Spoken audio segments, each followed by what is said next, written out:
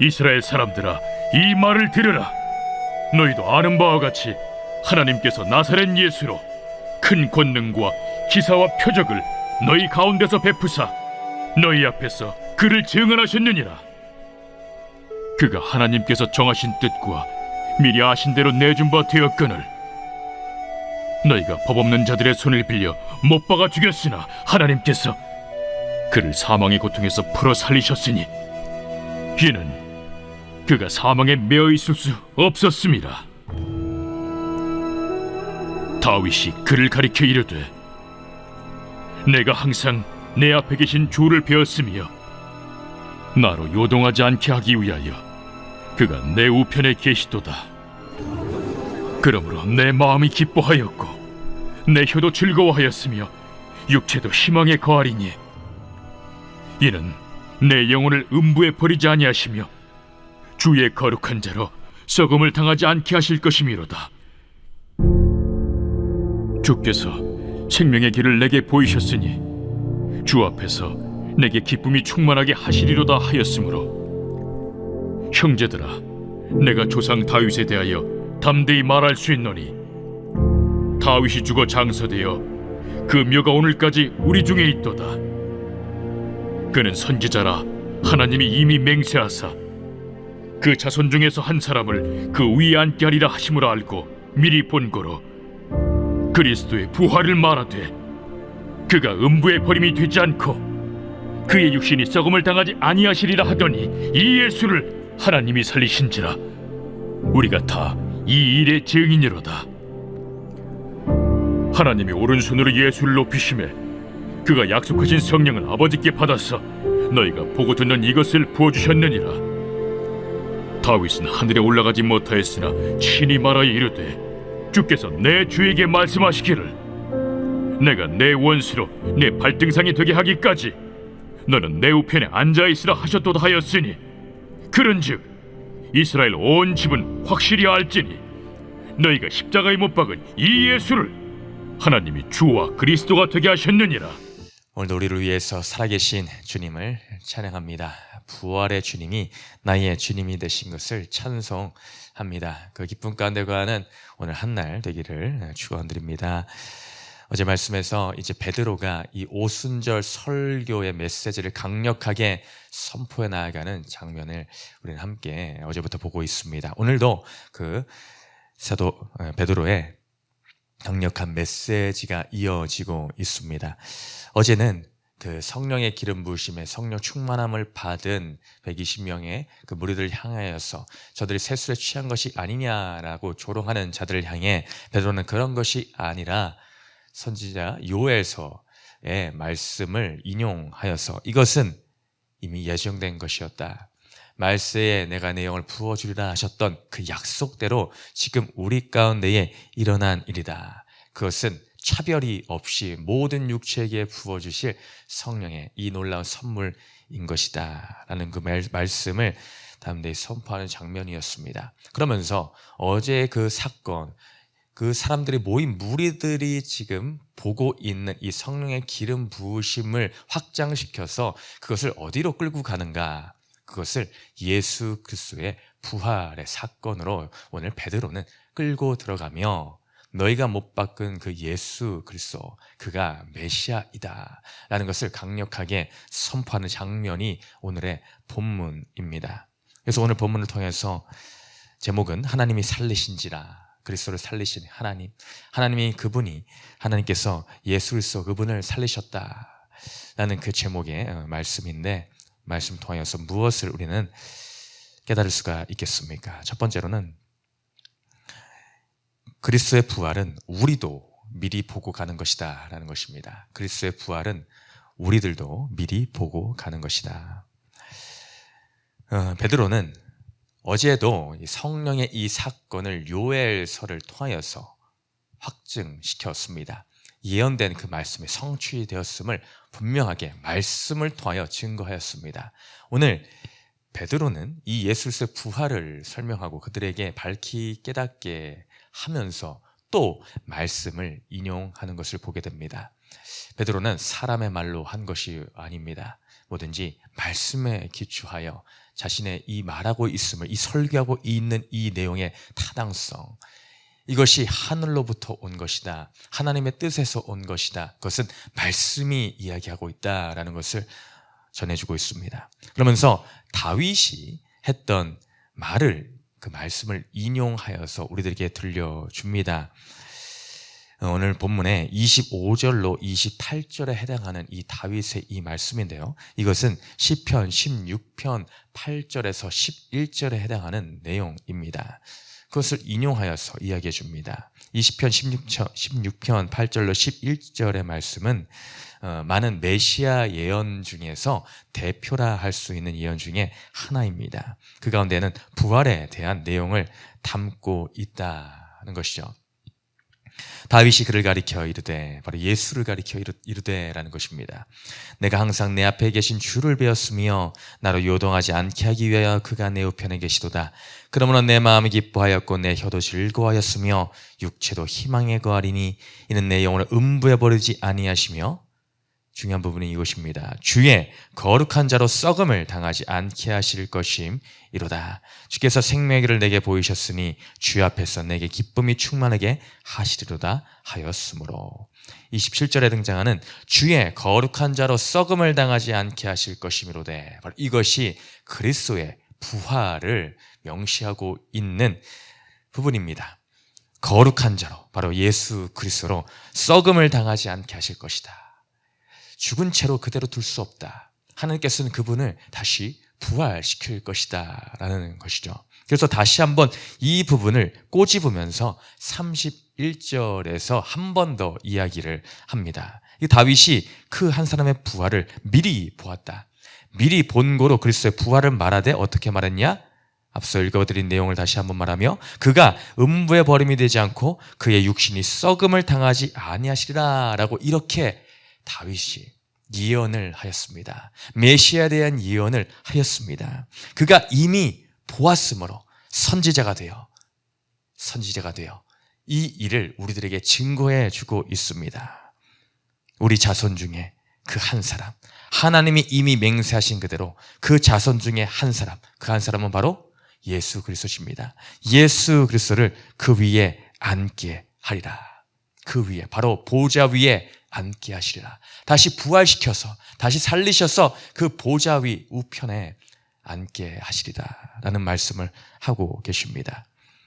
그 한 사람에 대한 예언, 너의 후손 중에 그 메시아가 태어날 것이다. 다윗아, 너의 후손에 참 임금, 참 왕이 태어날 것이다 라고 했던 그 예언의 말씀은 사무엘하 7장 12절에도 기록이 되어 있습니다. 네 수완이 차서 네 조상들과 함께 누울 때에 내가 네 몸에서 날 내 씨를 내 위에 세워 내 씨를 내 뒤에 세워 그의 나라를 견고하게 하리라. 하나님께서 다윗에게 하신 말씀입니다. 내 씨를 내 뒤에 세워 견고하게 할 것이다. 이것은 단순히 육신의 씨야, 자신의 왕조가, 육신의 왕조가 굳건히 설 것, 그 이상의 것입니다. 내 뒤에 그 예언을 따라, 다윗의 씨를 따라 누가 태어나십니까? 바로 예수 그리스도 참 왕이신 그분 메시아가 태어나게 되십니다. 바로 그분을 보좌 위에 다시 살려서 썩음을 당하지 않고 부활의 영광의 주로 내가 둘 것이다 라고 이 말씀을 통해 분명히 우리에게 알려주고 계십니다.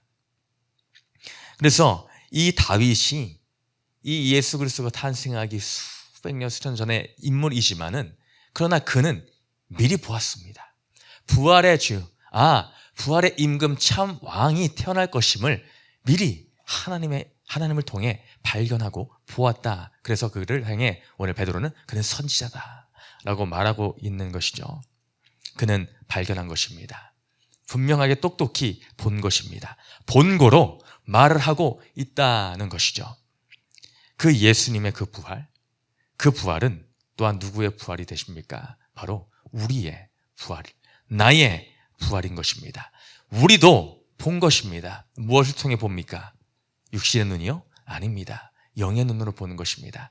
무엇보다 분명한 오늘 이 말씀을 통해 피없는 것입니다. 말씀은 영이시며 그 말씀은 곧 하나님이십니다. 하나님께서 우리를 향해 이 부활의 주님을 증거하고 계시니 우리는 그것을 믿음의 눈으로 바라보며 그 부활을 예수님의 부활뿐만이 아니라 나의 부활로, 나의 소망으로 품고 나아가는 것인 줄 믿습니다. 왜 그것이 가능합니까? 왜 가능합니까?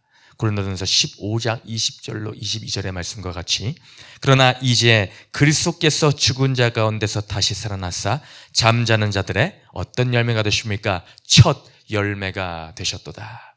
예수 그리스도께서 죽어서 부활하신 그것은 우리를 향해서 보여주신 증표입니다. 첫 열매라는 그 증표. 첫 열매라는 것은 우리는 그 다음 열매로 그리스도와 같이 또 새로운 열매로 부활할 것을 암시해주고 계신 것입니다. 사망이 한 사람으로 말미암나니 바로 아담을 이야기하는 것이죠. 첫사람 아담을 통해서 죄악이 들어오므로 우리에게는 사망이라는 것이 왕노릇하게 되었습니다. 그러나 그것에서 끝나는 것이 아니라 죽은 자의 부활도 한 사람 바로 예수 그리스도로 말미암는도다. 아담 안에 모든 사람이 죽은 것 같이 그리스도 안에서 모든 사람이 삶을 얻으리라. 우리가 예수 그리스도로 말미암아 이 놀라운 영생이라는 삶을 새롭게 선물로 소유하게 된 줄을 믿습니다. 영생의 소망, 그 영생의 그 능력, 새 생명의 능력이 오늘 우리의 능력이 된 줄을 믿습니다. 그러면 우리도 그 부활을 지금 말씀을 통해 미리 보고 가는 것입니다. 이미 이루어진 듯이 우리는 믿고 나아가게 되는 줄을 믿습니다. 그래서 베드로는 이 말씀을 인용하며 더욱 담대히 말할 수가 있는 것입니다. 그래서 32절에 뭘 합니까? 이 예수를 하나님이 살리신지라. 예수님이 어떤 분이시지 아느냐? 이 다윗의 때부터 이미 예언된 그 말씀이 있다. 그분이 누구냐? 이 예수다. 이 예수다. 이라는 것을 붙이며 더욱 강조하고 있는 것입니다. 너희가 기다리고 고대하던 메시아, 그게 누구냐? 바로 이 예수다. 이 예수를 하나님이 살리신 것이다. 그것을 우리가 다 이 일에 이미 증인이다. 우리가 본자들이다. 우리가 목격자들이다.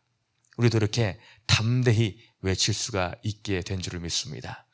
우리도 목격자입니다. 부활의 목격자들입니다. 말씀을 통해 분명하게 본 것입니다. 나에게 믿음을 주신 그 하나님, 그분을 말미암아 우리가 이 예수를 믿고 부활의 주님을 선포하는 그 기쁨에 참여하게 됨을 우리는 감사 찬양해야 될 줄로 믿습니다. 두 번째로 오늘 이 말씀을 통하여 우리는 예수는 나의 주와 그리스도이심을 고백하게 됩니다. 예수는 나의 주, 나의 그리스도. 우리 인생을 살아가면서 이 고백만큼 중요한 것이 무엇이 있겠습니까? 오늘 예수 그리스도를 하나님이 증언하고 계십니다. 하나님 아버지, 바로 이스라엘 백성들, 이 유대인들이 그렇게 믿는 하나님 아버지, 그 하나님 아버지가 증언해 주신 분이 예수님이십니다. 예수님. 오늘 사도 베드로는 그것을 계속해서 강조하십니다. 하나님께서 그를 사망의 고통에서 풀어 살리셨다. 이는 그가 사망에 매여 있을 수 없었다.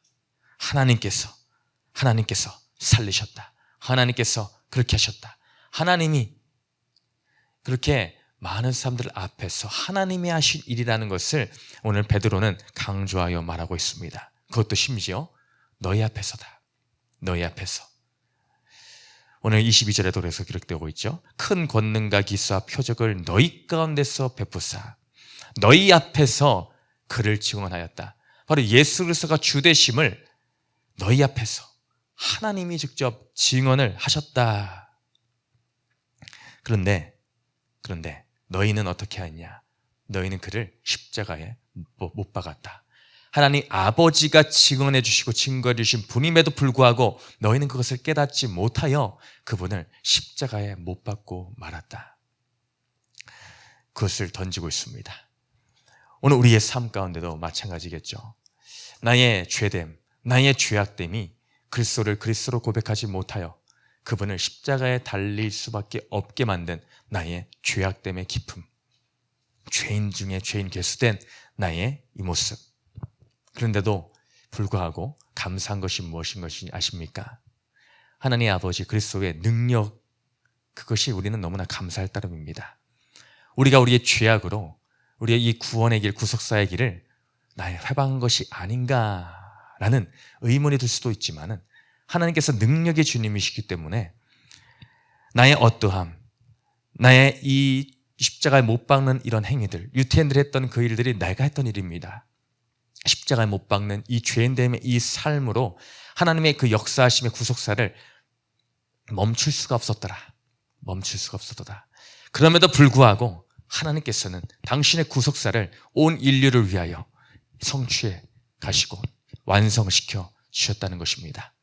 그를 사망에 매어 있을 수 없었다. 하나님의 그 능력의 구속사의 그 힘을, 우리의 이 역사를 이끌어가고 계시는 그 힘을 사망조차도 막을 수가 없었더라. 사망조차도. 그렇게 우리는 감사할 수밖에 없습니다. 나의 어떠함을 뛰어넘는 하나님 아버지의 능력, 그리스도를 통해 보여주신 예수로서의 그 놀라우신 부활의 그 능력, 그것이 우리의 삶 가운데 새겨졌습니다. 그러니 너무나 감사하죠. 그래서 오늘 36절에서 그렇게 결론을 내리고 있는 것입니다. 그런즉 이스라엘 온 집은 확실히 알라, 확실히 너희가 십자가에 못 박은 이 예수를, 우리가 그렇게 십자가에 못 박았지만은 하나님이 주와 그리스도가 되게 하셨느니라. 결론은 그것입니다. 십자가에 못 박아 끝낸 것이 아닙니다. 그걸로 해서 스토리가 중단이 된 것이 아니다. 그러나에도 불구하고 하나님은 그분을 주와 그리스도가 되게 하셨다.